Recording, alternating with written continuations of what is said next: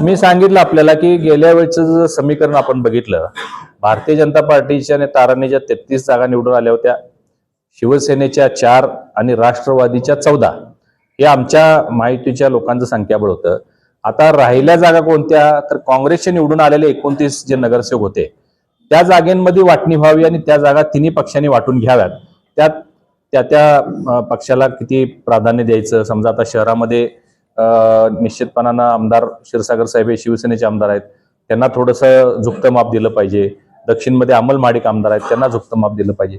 या दृष्टिकोनातून त्या 19 जागांची वाटणी केली जावी असा आमचा प्रस्ताव मित्रपक्षांसमोर आहे. भाजप हाच मोठा भाऊ असणार आहे. भाजप मोठा भाऊ आहे आणि भविष्यातही मोठा भाऊ राहील.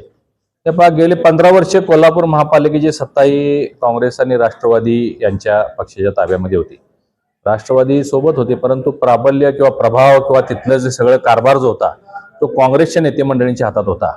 आणि आमचं स्पष्ट मत आहे किंवा आमचं सर्वेक्षण आहे की काँग्रेसनं 15 वर्षामध्ये म्हणावं तसं उठावदार काम या कोल्हापूर महापालिकेच्या माध्यमातून केलेलं नाही. अनेक कामं प्रलंबित आहेत, अनेक गोष्टी अजून करता येण्यासारख्या आहेत. कोल्हापूर शहराचा प्रलंबित असणाऱ्या अनेक विषय किंवा मार्गी लावण्याच्या दृष्टिकोनातून आमच्या सगळ्यांचाच तिन्ही पक्षाचा आता महायुतीचा प्रयत्न असणार आहे. आणि सध्या राज्यामध्ये भारतीय जनता पार्टी महायुतीचं सरकार आहे, केंद्रामध्ये भारतीय जनता पार्टी महायुतीचं सरकार आहे.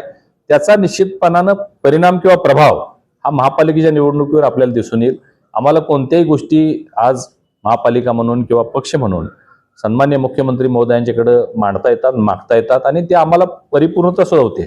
कोल्हापूर शहरामध्ये तुम्ही बघा, आता या गेल्या 2.5 वर्षात नाही, या 1 वर्षामध्ये, पूर्वी एकनाथरावजी शिंदे साहेब मुख्यमंत्री होते आणि आता फडणवीस साहेब मुख्यमंत्री आहेत, अनेक प्रकल्प कोल्हापूरला देण्याचं काम केलेलं आहे. आता तुम्ही शेंडा पार्कमध्ये बघा, हॉस्पिटल मंजूर झालेलं आहे. आता बास्केट ब्रिजचं काम अनेक वर्ष प्रलंबित होतं, 1050 कोटी रुपयाचं ते काम मंजूर झालेलं आहे.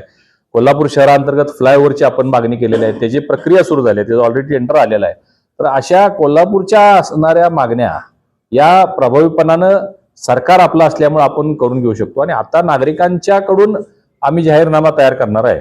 पक्षाचा जाहीरनामापेक्षा कोल्हापूर शहरातले लोक जे असतील त्यांच्याकडून आम्ही तुम्हाला काय अपेक्षित आहे आपल्या शहरामध्ये, या सगळ्या बाबी मागणी करून आम्ही आमचा जाहीरनामा तयार करणार आणि पुढील 5 वर्षामध्ये तो जाहीरनामा पूर्ण केला जाईल अशी ग्वाही देण्यासाठी आम्ही या निवडणुकीमध्ये लोकांच्या समोर जाणार आहोत.